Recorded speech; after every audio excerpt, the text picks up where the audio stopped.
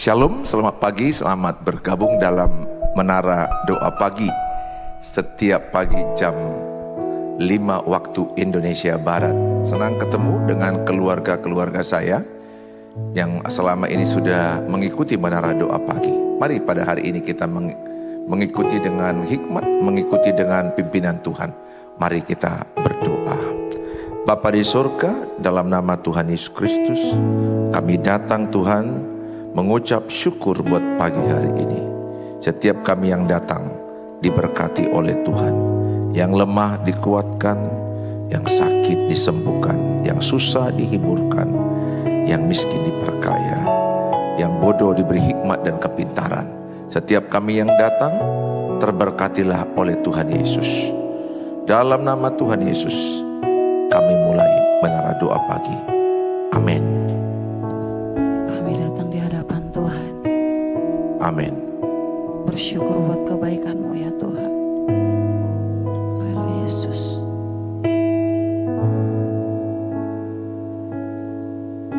Terima kasih Tuhan.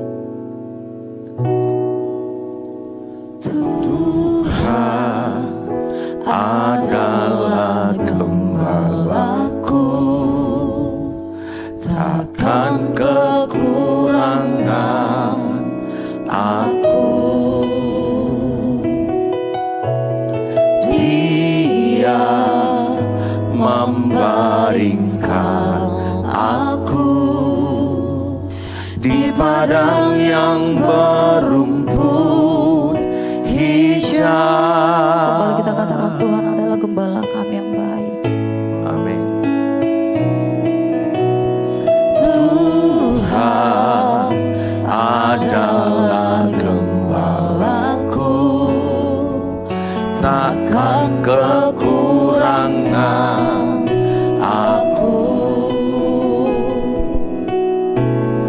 Dia membaringkan aku di padang yang berumput hijau. Dia membimbingku ke air yang tenang. Dia menyegarkan jiwaku. Dia menuntunku ke jalan yang benar, oleh karena namanya.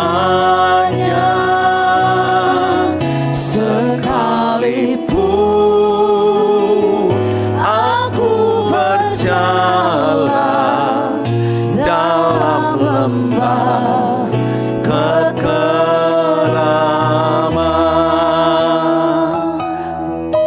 Kembali kita katakan Engkau Tuhan gembala kami. Tuhan adalah gembalaku, takkan kekurangan aku. Amin. Ia membaringkan aku di padang yang berumput hijau. Dia membimbingku ke air yang tenang. Ia menyegarkan jiwaku. Ia menuntunku ke jalan yang benar, oleh karena namanya. Sekalipun aku berjalan dalam lembah kekelaman, Dia membimbingku ke air yang tenang. Dia menyegarkan jiwaku.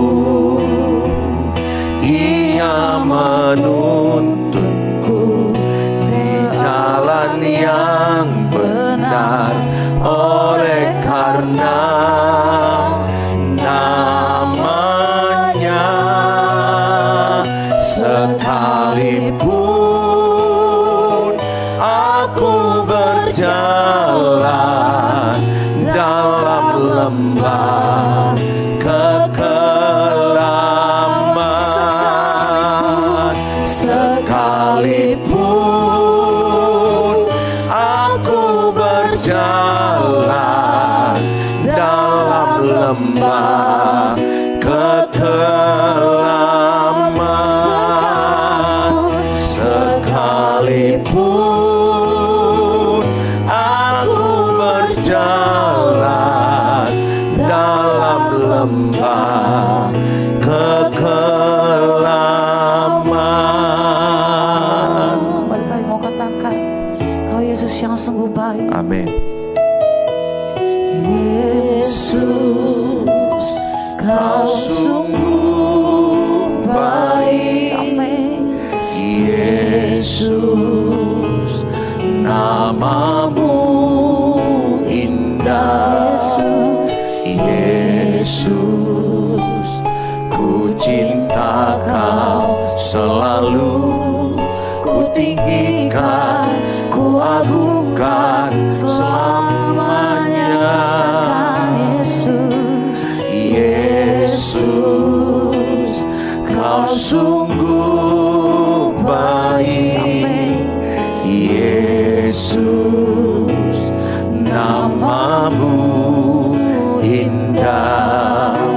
Yesus, ku cinta Kau selalu, ku tinggikan, ku agungkan selamanya.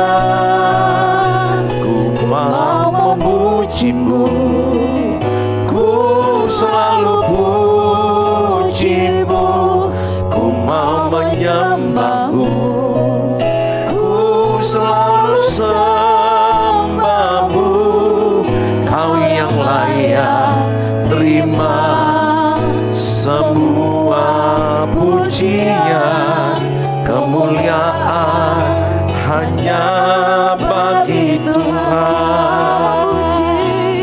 Ku mau memuji-Mu, ku selalu puji-Mu, ku mau menyembah-Mu, ku selalu sembah-Mu. Kau yang layak terima semua pujian, kemuliaan hanya bagi Tuhan. Ku mau memuji-Mu, ku selalu puji-Mu, ku mau menyembah-Mu, ku selalu sembah-Mu. Kau yang layak terima semua pujian, kemuliaan hanya bagi Tuhan.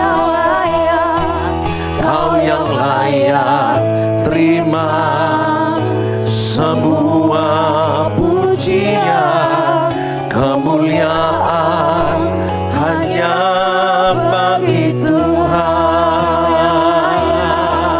Kau yang layak terima semua pujian, kemuliaan hanya bagi Tuhan. Mari kita berdoa, mari kita sembah Tuhan. Segala pujian, segala kemuliaan hanya bagi-Mu. Segala kemuliaan, segala hormat hanya nama-Mu, hanya nama-Mu, hanya Kau ditinggikan selama-lamanya.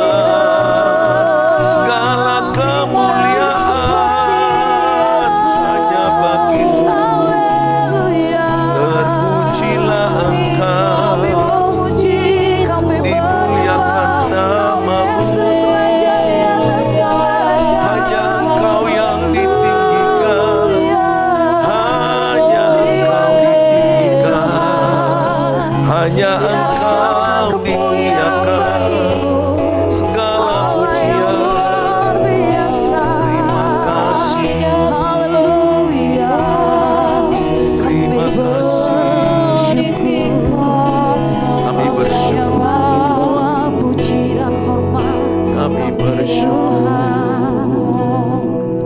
Terima kasih Tuhan. Haleluya. Yang Amin. mau lebih dalam lagi mengenal Engkau Amin Tuhan. Tuhan.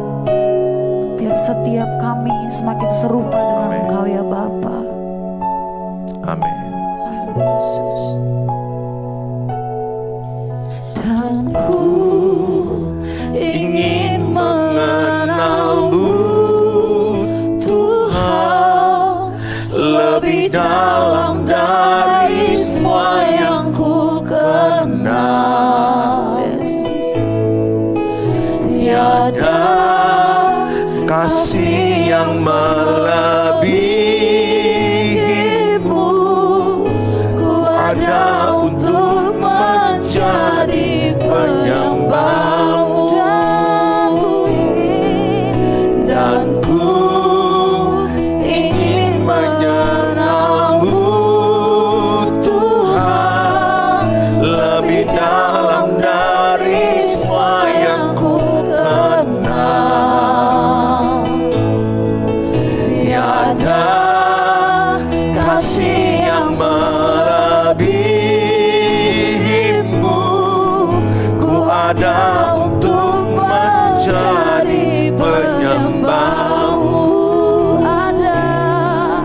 Ku ada untuk menjadi penyembahmu. Kami ada Tuhan. Ku ada untuk menjadi penyembahmu. Bapa di sorga, dalam nama Tuhan Yesus Kristus, setiap kami pada pagi hari ini diberkati dengan hadirat Tuhan. Pusat pikiran kami, tujuan hidup kami adalah Tuhan Yesus. Setiap kami yang datang, terberkatilah. Yang lemah dikuatkan, yang sakit disembuhkan, yang susah dihiburkan, yang putus asa diberikan semangat baru, harapan baru. Terima kasih Bapa, dalam nama Tuhan Yesus kami berdoa. Amin. Shalom Bapak Ibu, hari ini kita siapkan hati kita diberkati dengan firman Tuhan dengan tema kuasa Tuhan dinyatakan. Kuasa Tuhan dinyatakan. Di saat kelemahan kita, di saat kita tidak berdaya, di saat kita merasa gagal, terpuruk, merasa tidak mampu, ada banyak saudara yang jujur letih mental ya saat ini. Apalagi suasana perang di mana-mana. Ada banyak orang payah sekolah, payah makan, dan payah beraktivitas. Rasanya ada kelemahan, keletihan dalam hidup ini. Ekonomi yang tidak bangkit-bangkit, usaha yang tidak bangkit-bangkit, keuangan yang tidak membaik, mental semakin terpuruk. Ada banyak yang menghubungi saya masalah rumah tangga, masalah keluarga. Sudah bertahun-tahun suami tidak pulang, bertahun-tahun istri juga tidak pulang, bertahun-tahun juga anak-anak tidak bertobat, tidak berubah, keadaan sakit penyakit tidak membaik. Saudara, dengar firman Tuhan pada hari ini. Di dalam kelemahanmu ada kuasa Tuhan yang dinyatakan. Jangan menyerah, jangan putus asa, jangan mundur, jangan menyalahkan, jangan menjadi mental korban. Kenapa ini terjadi padaku? Kenapa ini kualami? Apa yang terjadi ini, apakah ini adalah kutukan Tuhan? No, anak Tuhan tidak ada yang dikutuk. Anak Tuhan adalah yang dikasihinya. Kalaupun ada pembelajaran, ganjaran-ganjaran, itu adalah untuk pembelajaran bagi kita. Pada hari ini kita disiapkan untuk diberkati firman Tuhan, kuasa Tuhan dinyatakan. Ada satu cerita di Alkitab dalam Yohanes pasal 9 ayat 1 sampai kepada ayat yang ketiga. Yohanes 9 ayat 1 sampai 3. Waktu Yesus sedang lewat, ia melihat seorang yang buta sejak lahirnya. Murid-muridnya bertanya kepadanya, "Rabi, siapakah yang berbuat dosa, orang ini sendiri atau orang tuanya, sehingga ia dilahirkan buta?" Jawab Yesus, "Bukan dia dan bukan juga orang tuanya, tetapi karena pekerjaan-pekerjaan Allah harus dinyatakan di dalam dia." Saudara yang saya kasihi, saudara-saudaraku yang ada di sosial media, ada seorang yang lahir buta, kemudian murid Yesus bertanya kepada gurunya, kepada Tuhan Yesus, "Guru, salah siapakah ini? Apakah ini adalah salah anak yang dilahirkan buta atau salah orang tuanya yang melahirkan?" Saudara, jawab Yesus adalah tidak salah anaknya, tidak salah dari orang tuanya. Tetapi Tuhan Yesus berkata, lewat kebutaannya, lewat penderitaannya, ada pekerjaan Tuhan yang mau dinyatakan. Sering sekali juga kita berkata, "Tuhan, kenapa masalah rumah tanggaku sangat berat? Kenapa ini terjadi padaku? Sampai kapan ini ku alami? Aku tidak kuat, aku tidak mampu." Sering sekali ada kata-kata, "Kenapa aku yang mengalami?" Nah, sering ini yang saya jumpai keluargaku yang di sosial media, yang selalu orang bertanya, "Kenapa ini ku alami? Kenapa ini yang terjadi pada saya? Kenapa enggak masalah lain? Atau kenapa enggak ke orang lain yang terjadi? Sepertinya Tuhan kurang adil dalam hidup saya." Nah saudara, saya mau sampaikan firman hari ini berkata, dalam kelemahanmu ada kekuatan Tuhan.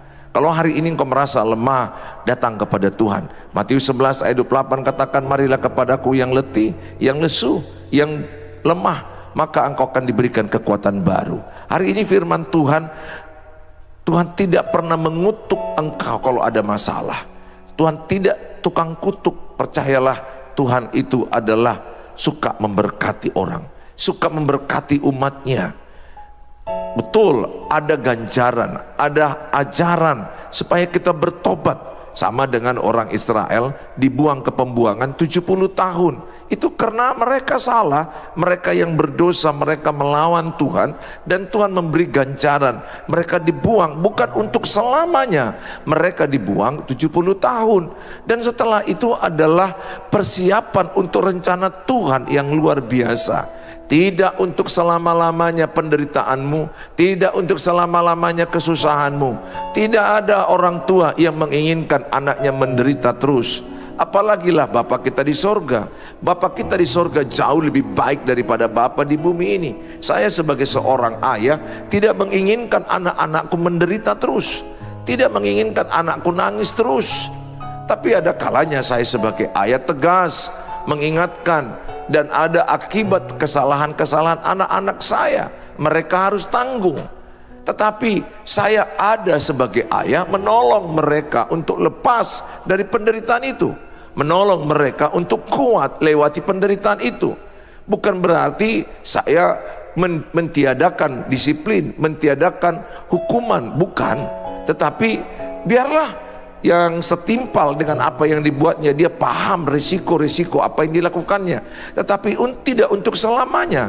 Saya akan berjuang menolong dia, saya akan berjuang menyertai dia, menguatkan dia.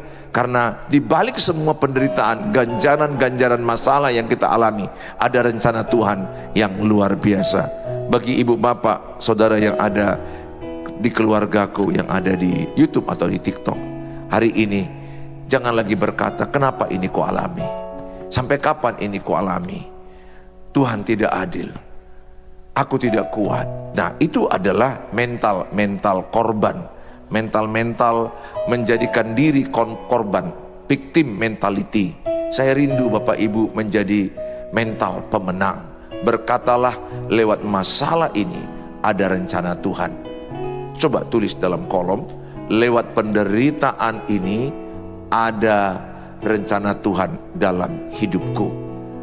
Atau lebih tepat, lewat penderitaanku ada pekerjaan Tuhan yang mau dinyatakan. Tulis dalam kolom, lewat penderitaanku ada pekerjaan Tuhan yang mau dinyatakan. Itulah perkataan Tuhan Yesus kepada muridnya yang bertanya, "Kenapa anak ini lahir buta?"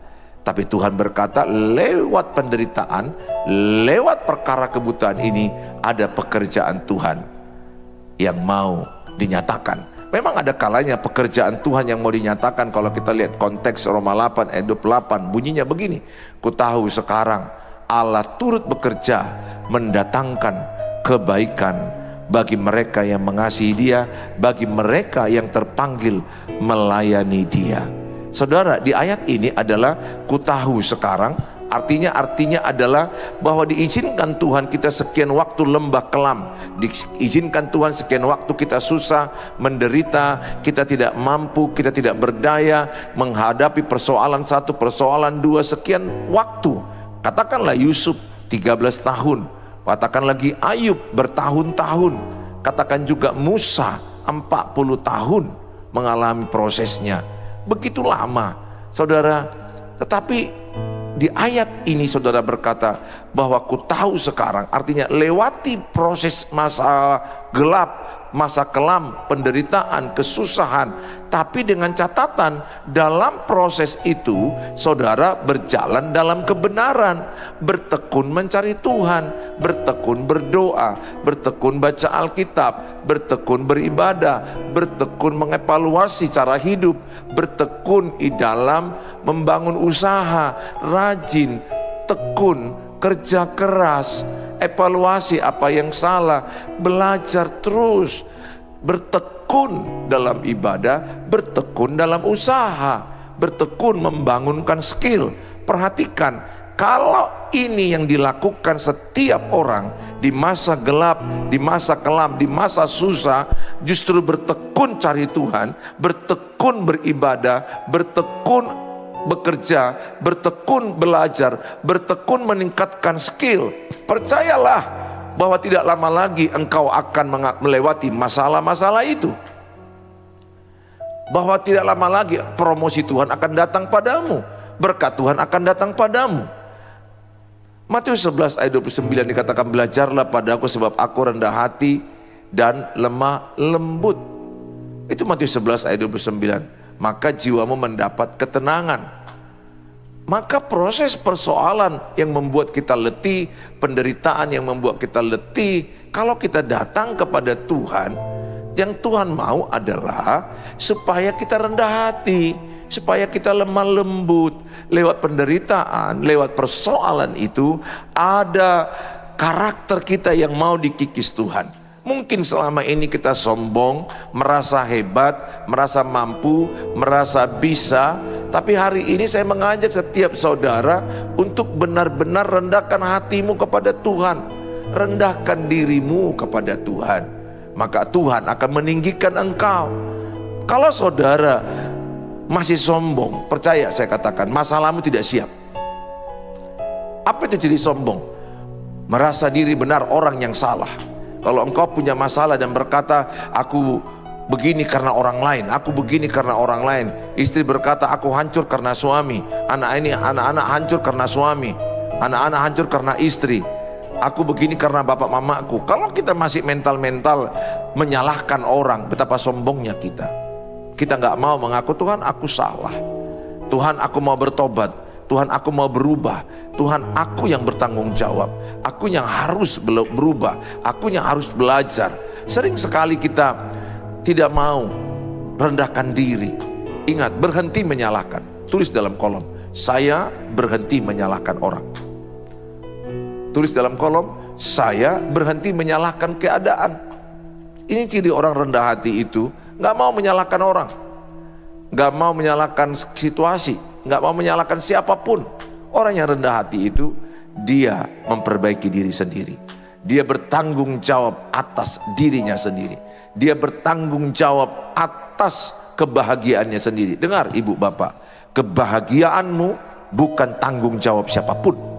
Kebahagiaanmu, kebahagiaan saya, tanggung jawab saya. Saya tidak bisa membahagiakan hati orang. Hati dia yang perlu bertanggung jawab atas dirinya. Amsal 4 ayat 23, jagalah hatimu dengan segala kewaspadaan, sebab dari situ terpancar kehidupan. Hati kita yang perlu kita jaga. Jadi oleh karena itu ibu dan bapak yang saya kasihi, kalau hari ini ada banyak persoalanmu, berhenti menyalahkan orang, berhenti menyalahkan keadaan. Kenapa aku miskin? Kenapa orang tuaku miskin? Kenapa suamiku jahat? Suamiku yang berubah. Ini banyak yang sesat, banyak yang salah. Suaminya selingkuh, dia memaksa suaminya berubah, atau dia berharap suami berubah. Nggak salah mendoakan supaya Tuhan ubah suami, tapi jauh lebih tepat Tuhan ubah aku. Karena orang yang lagi selingkuh itu lagi mengalami gangguan jiwa, lagi mengalami sakit jiwa, jelas itu. Sakit mental. Orang yang selingkuh itu jelas sakit jiwa, terganggu mentalnya. Kalau sehat jiwanya, sehat rohnya, nggak mau, pasti tidak mau. Karena orang yang sakit jiwa ingin melihat anak-anaknya sakit jiwa juga, dan pasangannya sakit jiwa. Jadi dia membuat keluarganya sakit jiwa semua, sakit, menjadi sakit mental. Tapi saya mau katakan sama saudara, berhentilah menyalahkan, berhentilah berpusat kepada perubahan orang lain. Tulis dalam kolom, pusat perubahan ada pada saya. Tulis dalam kolom, pusat perubahan ada pada saya. Dengan iman katakan, lewat perubahan saya, keluargaku diselamatkan. Lewat perubahan saya, pasanganku dimenangkan.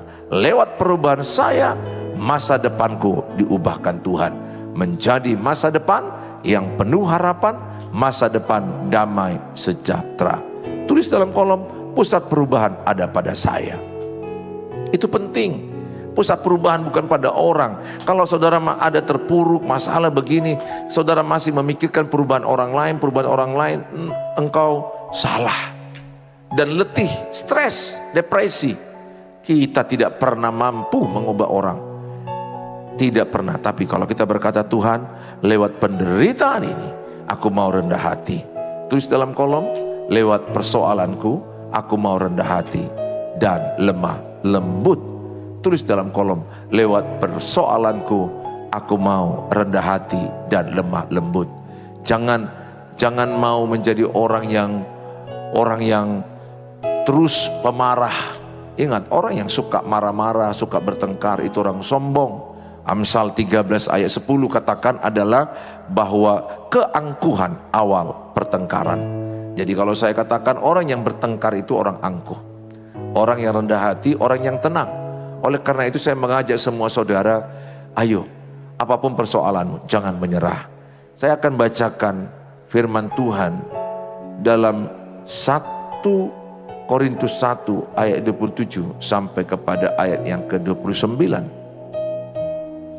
Tetapi apa yang bodoh, 1 Korintus 1 ayat 27 sampai 29. Tetapi apa yang bodoh bagi dunia dipilih Allah untuk memalukan orang-orang yang berhikmat, dan apa yang lemah bagi dunia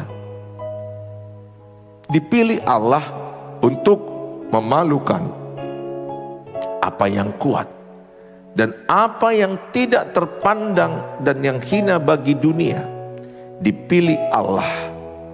Bahkan apa yang tidak berarti dipilih Allah untuk meniadakan apa yang berarti, supaya jangan ada seorang manusia pun yang memegahkan diri di hadapan Allah. Ayat ini berkata, supaya jangan ada seorang manusia pun yang memegahkan diri di hadapan Allah. Supaya jangan ada orang yang sombong. Jangan ada orang yang merasa bisa tanpa Tuhan. Orang yang tidak berdoa itu adalah orang sombong, merasa bisa tanpa Tuhan. Kalau engkau berdoa, itu artinya engkau melibatkan Tuhan. Engkau berkata, Tuhan, tanpa Tuhan aku tidak bisa apa-apa.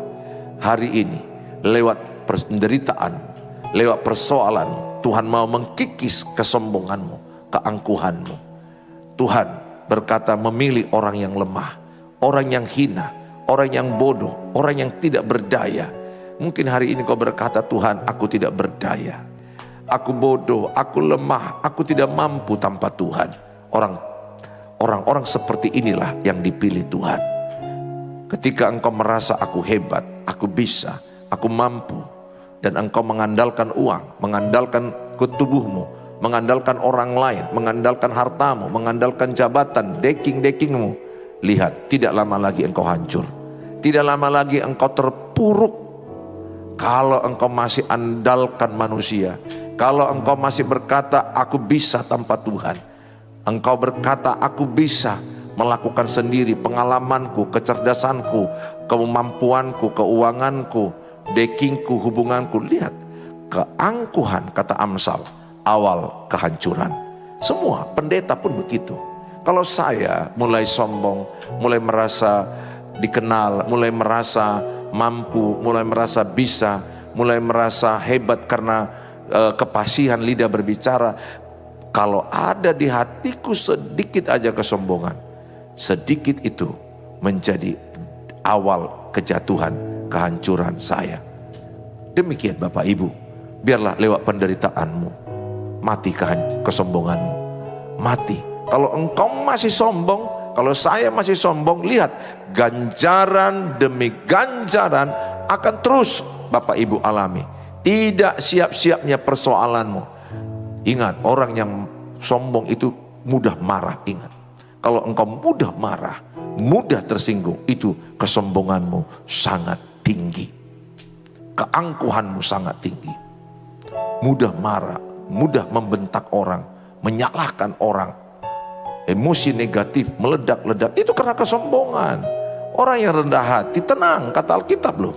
Matius 11 ayat 29. Kuasailah dirimu, jadilah tenang supaya engkau dapat diberkati Tuhan. Jangan lagi menyalahkan siapapun. Kalau engkau berkata, Tuhan aku tak berdaya, aku tak bisa tanpa Tuhan, tolong aku Tuhan.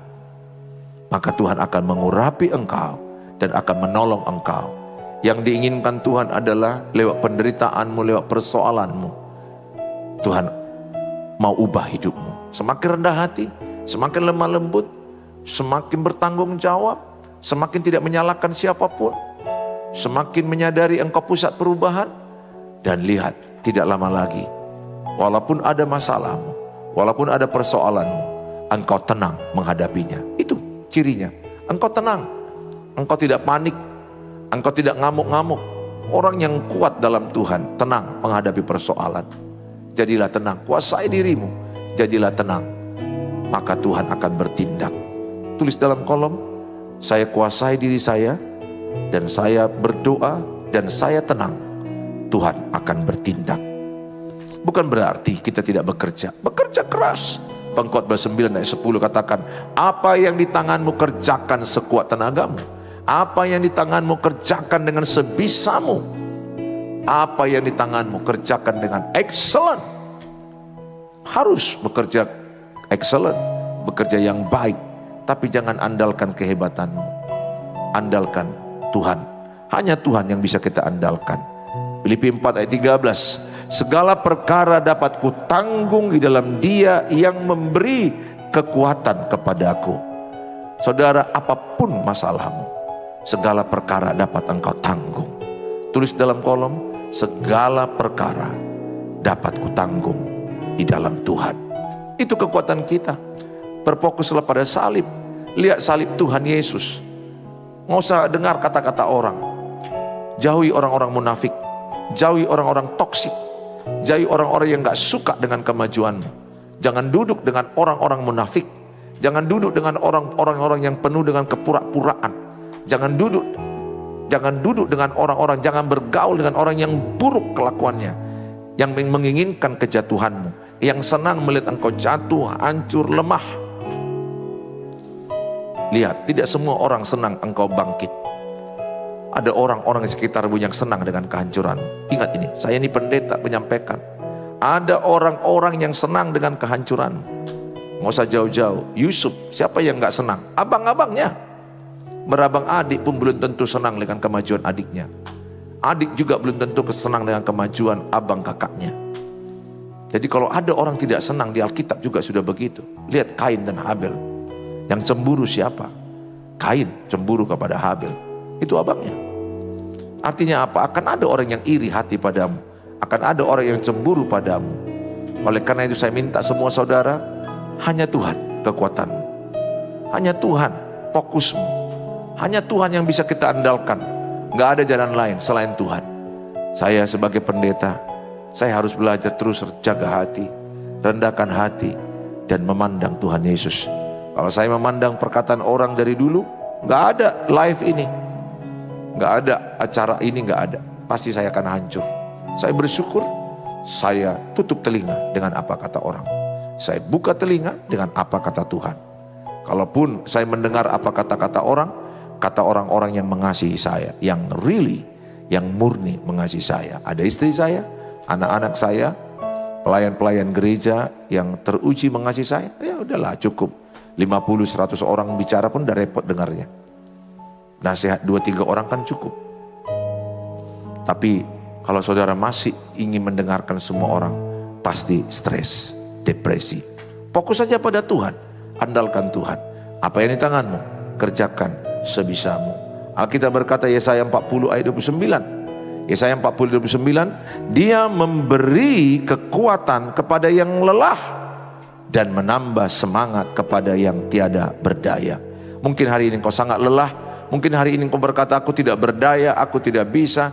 Berhenti mengeluh, berhenti bersungut-sungut. 1 Korintus 10 ayat 10, bersungut-sungut itu adalah mengundang roh kematian. Satu kata pun haramkan mengeluh, haramkan bersungut-sungut. Jalani apapun cerita hidupmu. 1 Tesalonika 5 ayat 18, mengucap syukur dalam segala hal. Bersyukur, melihat tema Tuhan. Terima kasih Tuhan atas penderitaanku, sakit penyakit yang ku alami, semuanya seizin Tuhan karena ada rencana Tuhan. Bukan kita bilang terima kasih buat sakit supaya tambah lagi, bukan. Terima kasih ada rencana Tuhan. Rencana Tuhan itu yang kita syukuri, bukan sakitnya, bukan penderitaan kita, tapi sakit Tuhan. Rencana Tuhan lewat sakit kita, lewat penderitaan kita ada rencana Tuhan. Tuhan Yesus memberkati kita semua. Mari kita datang kepada Tuhan Yesus berdoa. Bapa di sorga, dalam nama Tuhan Yesus, setiap yang menyaksikan, setiap yang mengikuti menara doa pagi ini, Tuhan berkatilah. Ada banyak mungkin di antara mereka, di antara kami yang lelah. Ada banyak di antara kami tidak berdaya, merasa tidak mampu melewati persoalan, merasa tidak berdaya melewati penderitaan yang tidak siap-siap. Tuhan, kami terima undangan-Mu. Engkau berkata, marilah yang letih, yang lesu berbeban berat, Tuhan beri kelegaan. Undangan-Mu kami terima Tuhan. Kami datang padamu. Kami datang. Keluarga-keluargaku yang ada di sosial media yang mengikuti menara doa pagi ini, Tuhan tolong mereka. Tuhan kuatkan mereka. Hamba-Mu berdoa dalam nama Tuhan Yesus. Setiap yang datang mengikuti menara doa pagi ini, yang tidak berdaya, Tuhan berikan kekuatan baru, semangat baru. Dalam Tuhan Yesus, yang lelah segarkan. Mungkin mereka penat, stres, hampir depresi, mungkin frustrasi. Tidak ada harapan, tidak ada jalan dalam menghadapi solusi masalah mereka. Hamba-Mu berdoa, siapapun yang sedang mengikuti ini, dalam Tuhan Yesus, turunlah kekuatan baru bagimu. Dalam Tuhan Yesus, Tuhan segarkan jiwamu. Tuhan segarkan semangatmu. Tuhan beri engkau kekuatan baru. Setiap hari ada kekuatan baru, berkat baru, rahmat baru. Bapa, hamba-Mu berdoa bagi mereka yang sakit, taruh tangan kanan-Mu di bagian tubuh yang sakit. Di dalam nama Tuhan Yesus, yang sakit dengar dengan iman dan percaya oleh bilur-bilur Tuhan Yesus, semakin membaik, semakin sembuh, semakin pulih oleh bilur-bilur-Mu, oleh kuasa-Mu. Yang sakit semakin sembuh dalam Tuhan Yesus. Mujizat terjadi, kuasa Tuhan bekerja. Apa yang tidak mungkin, mungkin di hadapan Allah, mungkin bagi orang yang percaya padamu. Hamba-Mu berdoa dalam nama Tuhan Yesus, bagi mereka yang keadaan rumah tangga tidak baik, hubungan suami istri tidak baik, hubungan anak-anak tidak baik, anak-anak dengan orang tua tidak baik. Hamba-Mu berdoa, mujizat di Kana, di mana air jadi anggur, adalah mujizat dalam pernikahan, dalam keluarga. Hamba berdoa mujizat terjadi bagi keluarga yang hancur dipulihkan. Biarlah kiranya ada di antara mereka Engkau pakai menjadi agen keselamatan, agen perubahan, sehingga lewat hidup mereka, keluarga mereka diselamatkan, pernikahan mereka diselamatkan. Turunlah urapan atas keluarga yang hancur, pulihlah dalam Tuhan Yesus. Kami berdoa bagi mereka yang sedang hancur keuangan, hancur usaha, pekerjaan.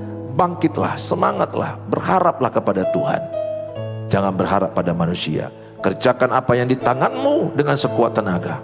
Jangan mengeluh, jangan menyalahkan. Lihat Tuhan yang sudah bangkit dari kematian.